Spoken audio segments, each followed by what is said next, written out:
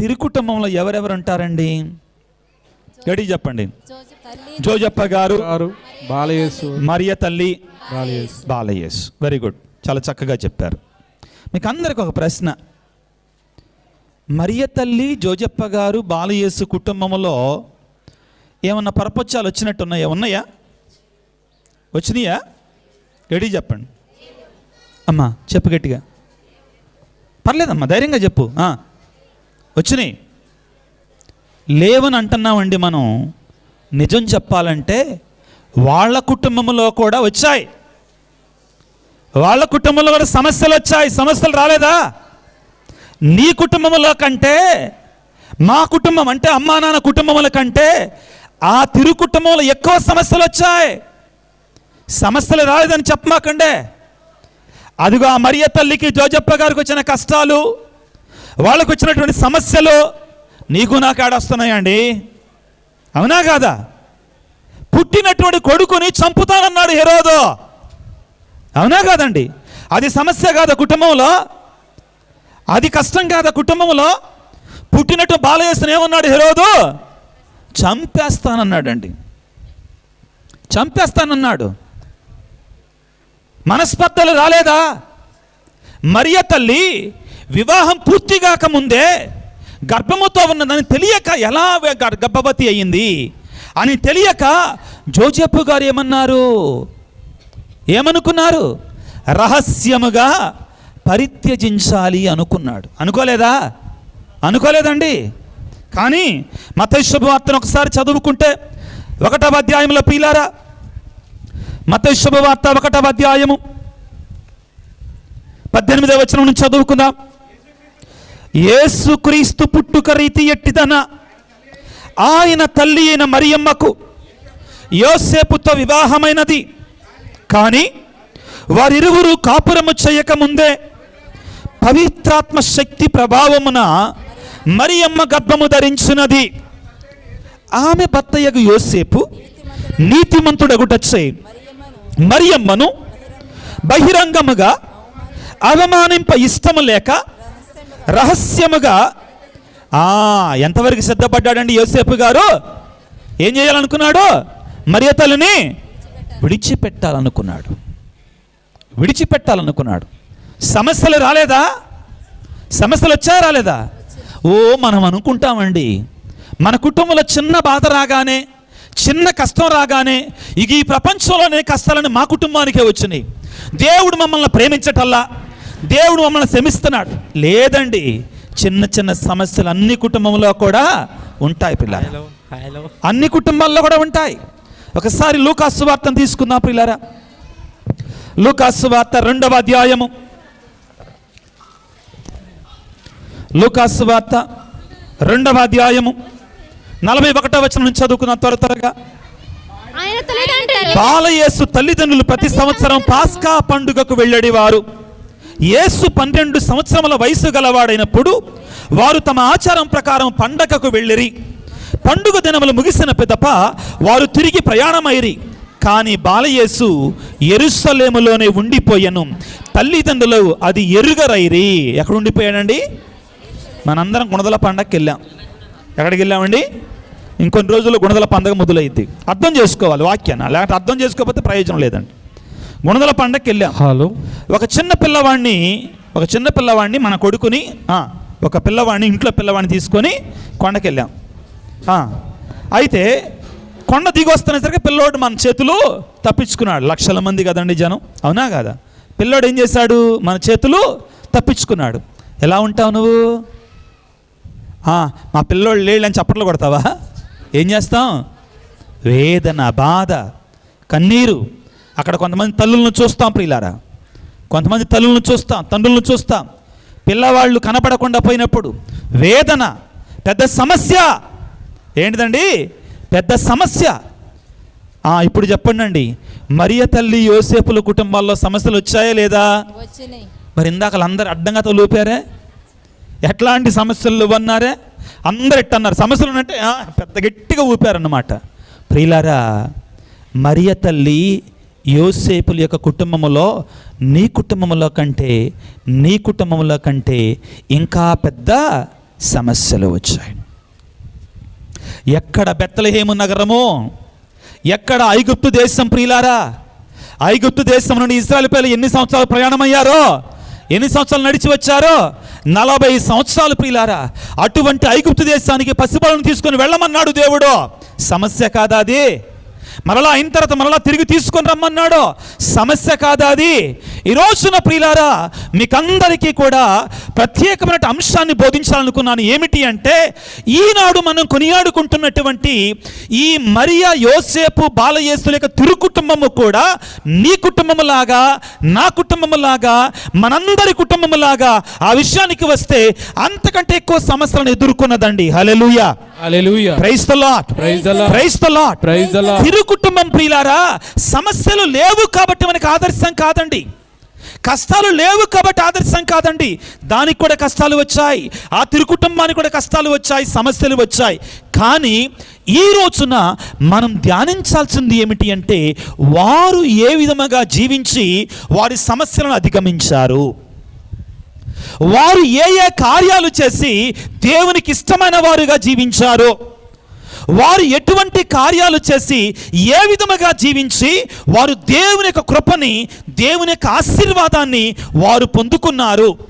అదే కార్యాలు మనము కూడా చేయగలగాలి. లేకపోతే ప్రయోజనం లేదండి ఈ పండగ చేసుకొని. ఆ మరియ తల్లి యొక్క, జోజప్ప గారి యొక్క, బాలయేసు యొక్క తిరుకుటుంబాన్ని మనం పండగగా కొనియాడుకొని, మహోత్సవంగా కొనియాడుకొని, ఆ తిరుకుటుంబాన్ని పోలి మనం జీవించకపోతే, అవునా కదా, ఆ తిరుకుటుంబం లాగా మనం జీవించకపోతే ప్రయోజనం లేదు ప్రియులారా, ప్రయోజనం శూన్యం ప్రియులారా. తిరుకుటుంబం ఏం చేస్తుంది? తిరుకుటుంబం నుంచి మనం ఏం చేయాలి? జాగ్రత్తగా ఆలకించండి ప్రియులారా. మన కుటుంబాలు దీవించబడాలంటే ప్రియులారా, ఈ ఆధునిక ప్రపంచంలో కుటుంబాలు డేంజర్లో ఉన్నాయి. ఎక్కడున్నాయండి? డేంజర్లో ఉన్నాయి. సాతానుడు కుటుంబాలను గలిబిలి చేస్తున్నాడు. సాతానుడు కుటుంబాలని గందరగోళం చేస్తున్నాడండి. ఇక్కడ ఉన్నటువంటి కుటుంబాలను మిమ్మల్ని అడిగితే, అమ్మా మీ కుటుంబంలో సమస్యలు ఉన్నాయా, మీ కుటుంబంలో అయ్యా నీ కుటుంబంలో సమస్య ఉందా అంటే ప్రతి ఒక్కరూ కూడా ఏమంటారండి? ఏదో ఒక రకమైన సమస్య, ఏదో ఒక రకమైనటువంటి బాధలు ఉన్నాయి. ఈ రోజున ప్రియులారా, తిరుకుటుంబం మనందరికీ కూడా నేర్పించేది ఏంటంటే, ఈ సమస్యలని, ఈ కష్టాలని, ఈ బాధలని మనందరం కూడా ఏ విధంగా ఎదుర్కోవాలి. అన్నిటికంటే ముఖ్యమైనది ప్రియులారా, మన కుటుంబాలు దేవుని దీవెన పొందాలి అంటే, మన కుటుంబాలు దేవుని యొక్క ఆశీర్వాదం పొందాలి అంటే, మనం మొట్టమొదటిగా చేయవలసింది ఏమిటి అంటే ప్రార్థన. అందరూ చెప్పండి, ఏంటిదండి అది? ప్రార్థన. ప్రియులకు దేవుని బిడ్డలారా, పునీత 2వ జాన్ పాల్ పాపు గారు ఏమంటారంటే, the family that prays together will stay together. ఏ కుటుంబం అయితే కలిసి ప్రార్థిస్తుందో ఆ కుటుంబం కలిసి జీవిస్తుంది. ఏ కుటుంబం అయితే కలిసి ప్రార్థన చేస్తుందో ఆ కుటుంబము కలిసి జీవిస్తుంది ప్రియులారా. మరియ తల్లి, యోసేపుల గురించి ఈరోజు మనం చదువుకున్నాం. ఎక్కడికి వెళ్ళారు వాళ్ళు?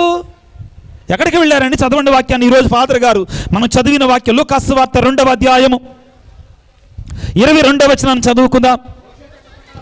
మోషే చట్ట ప్రకారము వారు శుద్ధిగా ఉంచుకోవలసిన దినములు వచ్చినవి. ప్రతి తొలిచూలు మగబిడ్డ దేవునికి అర్పించబడవలననియు అని ప్రభువు ధర్మశాస్త్రములో రాయబడి ఉన్నట్లు మరియమ్మ యోసేపులు బాలుని యెరూషలేమునకు తీసుకొని పోయిరి. ఎక్కడికి వెళ్ళారండి? గట్టిగా చెప్పండి. యెరూషలేములో ఏముంది? ఏముంది? గట్టిగా ఎక్కడ ఏముందండి? దేవాలయం. ప్రియులారా, మరియ యోసేపులు తమ జీవితంలో ప్రార్థనను మరవలేదు. దేవాలయానికి వెళ్ళి ఏం చేస్తాం? మనం ఏం చేస్తాం? ప్రార్థన చేస్తాం. క్రీస్తునాథుని యందు ప్రియ సహోదరి సహోదరులారా, నీ కుటుంబంలో ప్రార్థన ఉంటే, నీ కుటుంబంలో దేవుని యొక్క సన్నిధి ఉంటే, నీ కుటుంబంలో భార్య భర్త ఇద్దరు కూడా కలిసి తన పిల్లలతో పాటు దేవుని సన్నిధికి వెళ్ళగలిగితే ఆ కుటుంబాన్ని ఏ సాతానులు కూడా ఏమీ hallelujah, hallelujah, praise the lord, praise the lord, praise the lord, praise the lord, praise the lord. Praise the lord. ఆ కుటుంబాన్ని ఏ సాతానుడు కూడా ఏమీ చేయలేడండి. పాపు గారు చెప్పినట్లుగా the family that prays together will stay together. కానీ మన కుటుంబాలు ఎట్లా తయారయ్యాయండి ఈ రోజుల్లో? ఎలాగ తయారయ్యాయి? సాయంత్రం ఫాదర్ గారు పూజకు వచ్చారు అంటే మనం ఎక్కడుంటామండి? ఎక్కడుంటాం? మీరే చెప్తున్నారమ్మ, గట్టి చెప్పండి అమ్మా. ఎక్కడుంటారు? సీరియళ్ళు. ఆడోళ్ళకేమో సీరియళ్ళు, మగోళ్ళకేమో ప్రసాదులు. ప్రసాదం అంటే ఏంటి? అబ్బా చక్కగా అలవాటైంది వాళ్ళకి కూడా. ప్రభుత్వ సారాయి దుకాణాలు అంటారండి తెలుగులో. కొంతమంది నవ్వుతాలుగా అంటారు. మగవాళ్ళకంట సాయంత్రం 5 అయితే నాలుక బీకుద్దంట, ఆడవాళ్ళకంట సాయంత్రం 6 అయితే కళ్ళు బీగుతాయి అంటండి. మగవాళ్ళకి సాయంత్రం 5 అయితే ఏం బీకుద్ది? నాలుక బీకుద్దంట. ఆడవాళ్ళకేమో సాయంత్రం 6 అయితే ఏం బీకుద్దంటండి? కళ్ళు. దేనికోసం? అవునా ప్రియులారా? ఫాదర్ గారేమో గుళ్ళో, ఉపదేశ మాస్టర్ ఏమో గుళ్ళో, కానీ మనం ఎక్కడా? ప్రియ సహోదరి సహోదరులారా, ఈరోజు మనందరం కూడా తిరుకుటుంబం నుంచి నేర్చుకోవాల్సినటువంటి అతి ముఖ్యమైన సందేశం ఏమిటి అంటే, మరియ తల్లి, యోసేపు, దివ్యబాల యేసు ఏ విధముగా దేవుని సన్నిధికి వెళ్ళారో, దేవుని సన్నిధినే వారు దీవెనగా భావించారో, దేవుని సన్నిధికి వారు తరచుగా వెళ్ళారో, అదే విధముగా మనము కూడా దేవుని సన్నిధికి వెళ్ళాలి, ప్రార్థనా జీవితాన్ని జీవించాలి. కానీ ప్రియులారా, ఇక్కడ మరొక విషయాన్ని చెప్తానండి. ఏమిటి అంటే, ఏ కుటుంబం అయితే కుటుంబ సమేతముగా దేవుని సన్నిధికి రావాలి. చాలా చోట్ల నేను చూసేది ఏంటంటే, స్త్రీలు మాత్రమే గుడిలో ఉంటారండి. స్త్రీలు ఎక్కువగా కనబడుతున్నారండి. దయచేసి బైబిల్లో మీరు చూడండి, బైబిల్లో మీరు చూడండి. యోసేపు, మరియ తల్లి ఇద్దరు భార్యాభర్తలు దేవుని సన్నిధికి వెళ్ళారండి. భార్యాభర్తలు ఇద్దరు కూడా దేవుని సన్నిధికి వెళ్ళారు. ప్రియమైనటి తల్లులారా, ప్రియమైనటి భార్యలారా, మీరందరూ కూడా మీ భర్తలని నిదానంగా దేవుని సన్నిధికి నడిపించండి, దేవుని దీవెనలు పొందుకునేలాగున చెయ్యండి. మీరు మీ భర్తలని కోరుకోవాల్సింది సంక్రాంతి పండగ రాగానే నాకు పట్టు చీర రాలేదని అలగటం కాదండి. అవును, మనస్ఫూర్తిగా చెప్తున్నా, మీకు అర్థమయ్యే భాషలో చెప్పడానికి ప్రయత్నం చేస్తున్నా. లేకపోతే నన్ను అక్కడే తీసుకెళ్ళి అలగటం కాదండి. నువ్వు అలగాల్సింది ఎప్పుడంటే, నీ భర్త దేవుని సన్నిధికి రానప్పుడు. నువ్వు రా, దేవుని సన్నిధికి రా. ప్రియులకు దేవుని బిడ్డలారా, ఎప్పుడైతే నువ్వు అది చెయ్యగలవో, నీతో పాటు నీ భర్తను కూడా దేవుని సన్నిధికి తీసుకొని రాగలవో. భర్తలు కొంతమంది ఉంటారండి, వాళ్ళు ఎప్పుడు చూద్దానో గుళ్ళోనే ఉంటారు. మగవాళ్ళు సంఘ పెద్దలుగా కావచ్చు గాక, ఫాదర్ గారికి ఉపదేశకి కుడి భుజంగా ఉండేటువంటి వారు ఎప్పుడు కూడా గుళ్ళోనే ఉంటారు. కానీ అమ్మ మాత్రం ఎక్కడ ఉంటుంది? ఇంట్లో ఉంటుంది. వారు కూడా, పురుషులు కూడా గుర్తుంచుకోవాల్సింది ఏమిటి అంటే, కుటుంబ సమేతముగా దేవుని సన్నిధికి రావాలి. తిరుకుటుంబం చేసింది అదేనండి. ప్రియులారా, ఇది లేకుండా, ఇది చెయ్యకుండా మనం ఎన్ని చేసినా కానీ ప్రయోజనం లేదు. ప్రయోజనం శూన్యం ప్రియులారా. అన్నిటికంటే ముఖ్యంగా మన కుటుంబాలు ప్రార్థించే కుటుంబాలుగా మారాలి. మన కుటుంబాలు దేవుని సన్నిధికి వెళ్ళేటువంటి కుటుంబాలుగా మారాలి. దేవుని మీద ఆధారపడి జీవించే కుటుంబాలుగా మారాలి. ఎలా మారాలండి? దేవుని మీద ఆధారపడి జీవించే కుటుంబాలుగా మారాలి. ఈరోజున ఆత్మ పరిశీలన చేసుకుందాం. నీ కుటుంబంలో మోకరించి నీవు, నీ భర్త, తల్లి, తండ్రి, పిల్లలు కూడా మోకరించి జపమాల చెప్పించి అన్నాళ్ళు అవుతుంది. జరుగుతుందండి? అది జరుగుతుందా? మరి ఎలా దీవించబడాలి, ఎలా ఆశీర్వదించబడాలి మన కుటుంబాలు? ప్రియులారా, కుటుంబమే ఒక దేవాలయముగా మారాలి. కుటుంబం ఎలాగా మారాలండి? ఒక దేవాలయముగా మారాలి, ప్రార్థనాలయముగా మారాలి. కుటుంబం ఒక దేవాలయముగా, ఒక ప్రార్థనాలయముగా మారాలి. అది లేకపోతే ప్రయోజనం లేదు ప్రియులారా. దేవుని స్వరాన్ని వినాలి, దేవునికి లోబడి జీవించాలి. మనస్పర్ధలు వచ్చాయి, సమస్యలు వచ్చాయి, రాలేదంటల్లా. కానీ వారు దేవునికి లోబడి జీవించారు కాబట్టి స్వయముగా దేవుని యొక్క దూత వారితో మాట్లాడి వారి సమస్యకు పరిష్కారాన్ని చేశాడు. Hallelujah, hallelujah. Praise the lord, praise the lord, praise the lord. Praise the lord. యోసేపు తన భార్య అంటే మరియమ్మ గురించి అనుమానిస్తున్నప్పుడు ఆయన నీతిమంతుడు కాబట్టి, ఎట్లాంటి వాడు యోసేపు గారు?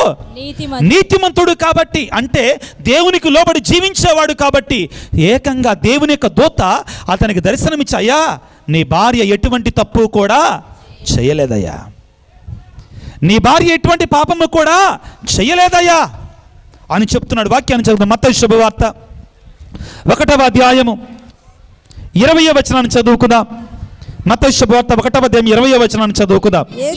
యోసేపు ఇట్లు తలంచుచుండగా ప్రభువు దూత కలలో కనిపించి, దావీదు కుమారుడగు యోసేపు, నీ భార్య అయిన మరియమ్మను స్వీకరించుటకు భయపడవలదో, ఎలగిన ఆమె పవిత్రాత్మ ప్రభావమున గర్భము ధరించిన. చూడండి, వాళ్ళ మధ్యలో ఉన్న పరపక్షాన్ని, వారి మధ్యలో ఉన్న సమస్యను పరిష్కరిస్తున్నాడండి దేవుడే స్వయముగా. నీవు దేవుని మీద ఆధారపడితే, దేవుని నమ్మినటువంటి కుటుంబముగా ఉంటే మీ మధ్యలో వచ్చే సమస్యను ఎవరు పరిష్కరిస్తాడో? దేవుడే పరిష్కరిస్తాడు. Hallelujah, praise the lord, praise the lord. Hallelujah, hallelujah, hallelujah, hallelujah. ఆ తిరు కుటుంబాన్ని దేవుడు దీవించినట్లుగా మనందరి కుటుంబాలను కూడా ఆ దేవాది దేవుడు దీవించి, ఆ దేవునికి ఇష్టమైనటువంటి ఆశీర్వదించబడి దీవించబడి అధికముగా ఫలించే కుటుంబాలుగా మనందరి కుటుంబాలు ఉండాలని తలలు వంచి చిన్న ప్రార్థన చేసుకుందాం. సర్వశక్తిమంతుడా, సర్వోన్నతుడా, ప్రేమగల తండ్రి, ఈనాడు మా దేవాలయ తిరుకుటుంబ దేవాలయ మహోత్సవాన్ని కొనియాడుకుంటుండగా తండ్రి, మేమందరం నీ సన్నిధిలోనికి వచ్చి నీ దివ్య బలి పూజలో పాల్గొంటూ ఉండగా ఇప్పటి వరకు మీరు మాతో మాట్లాడినట్టు వాక్యాలన్నింటిని బట్టి మీకు స్తుతులు, స్తోత్రాలు, వందనాలు. తండ్రి, మేమందరము కూడా ఈ తిరుకుటుంబ పండగను కొనియాడుకోవటం మాత్రమే కాక నీ తిరుకుటుంబాన్ని పోలి మా కుటుంబాలు ఉండినట్లుగా దీవించండి. మా కుటుంబాలు ప్రార్థించే కుటుంబాలుగా, క్షమించుకునే కుటుంబాలుగా, ముఖ్యంగా పిల్లలు తల్లిదండ్రులను గౌరవించేటువంటి కుటుంబాలుగా ఉండేటట్టుగా దీవించండి. తద్వారా నీ వాక్యానికి విధేయులై, నీ వాక్యానికి బద్ధులై జీవించటానికి కావాల్సిన శక్తిని, అనుగ్రహాన్ని మాకు దయచేయండి. ఓ ప్రేమగల తండ్రి, ఇదిగో ఈ పండగని మా గ్రామంలో ఉన్నటువంటి చిన్న పెద్ద అందరూ కలిసి చేస్తుండగా ప్రభువా, మా గ్రామాన్ని దీవించండి నాయన. మా గ్రామంలో అన్ని కుటుంబాలను దీవించండి నాయన. ఎంతోమంది ముందుకు వచ్చి ఈ యొక్క పండగను జరుపుకోవటానికి వారికి తోచినట్టు సహాయాన్ని సంతోషంగా ఇస్తూ ఉండగా ఈ గ్రామం అంతా కూడా కలిసిమెలిసి ఒక తల్లి బిడ్డలలాగా జరుపుకుంటుండగా ఈ పండగని అందరి కుటుంబాలను దీవించండి నాయన. అన్ని కుటుంబాలను దీవించండి తండ్రి. మా గ్రామం ఎల్లప్పుడూ కూడా ఐకమత్యముగా ఉండడానికి, అభివృద్ధి చెందడానికి మీ శ్రేష్టమైన దీవెనల ప్రభువా మా అందరి మీద కుమ్మరింప చేయమని వేడుకొనిచున్నాం. మా విచారణ గురువులను దీవించండి నాయన. ఇక్కడ సహాయంగా వచ్చినటువంటి గురువును దీవించండి నాయన. ఇక్కడ సిస్టర్స్ను, సంఘ పెద్దలను, మాస్టర్ గారులను, మరిదల సభ్యులను, మా గ్రామ పెద్దలను అందరూ కూడా దీవించండి ప్రభువా. ప్రత్యేకమైన రీతిలో మేమందరం మీ తిరు కుటుంబాన్ని పోలి జీవించడానికి కావాల్సిన శక్తిని, అనుగ్రహాన్ని, ఆశీర్వాదాన్ని మాకు దయచేయమని మా ప్రభు అయిన క్రీస్తు ద్వారా వేడుకొనిచున్నాము తండ్రి. ఆమేన్.